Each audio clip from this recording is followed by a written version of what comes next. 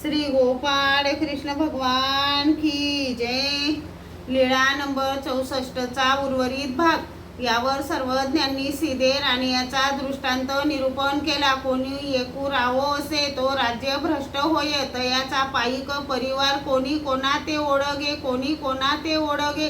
सीधे राणे ते सिंहासना वाचून कोणा ते ओढगतीना, कोणा ते जय जय शब्दी बोलवितीना, कोणाचे दिदले नेगेती, कोणाचे या हातातडी हात नोडविती। एकी परीचा उदम मात्र करुणी, आपुले या कुटुंबाचा निर्वाह करुणी असती। मग तो रावो मागोता आपुला राज्ये बैसे, तयाचा पाईक परिवारू मागोता तयापासी आला। एकुदी तो सिंहासनी बेसला होता, तेने ऐसे पाहिले मग तेने म्हणितले, हा गा तुम्ही अवघे आले ती, आमचे सीधे राणे देखी जती ना, ते के असती। मग ते सांगती, ते कोणा ते ओढगतीना, कोणाचे हातातडी हात नोडविती।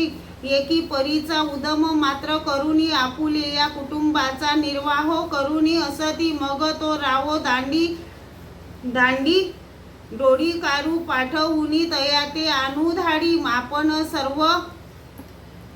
आपण सर्व दडेसी साऊमा जाय, तया ते गाजत वाजत घेऊन ये। मग अर्ध राज्य देऊनी आपण या समान करी। तसा अनुसरला भिक्षुक।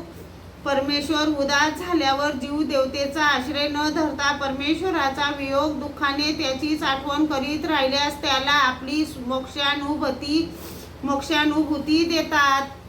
श्री गोपाळ कृष्ण भगवान की जय।